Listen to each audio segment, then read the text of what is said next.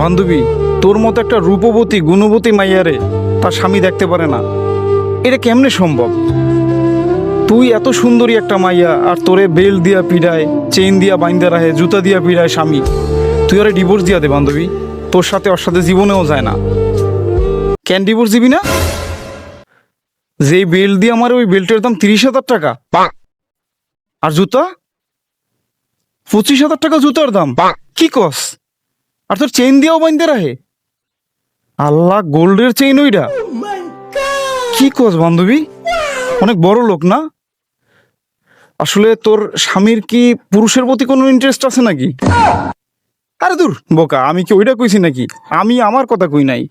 মানে তোর স্বামী যেহেতু তোরে দেখতে পারে না, নিশ্চয়ই বাইরে কোনো পুরুষের প্রতি ইন্টারেস্ট আছে। তুই একটু খোঁজ লাগা তাড়াতাড়ি বান্ধবী। ভালো থাক, হ্যাঁ।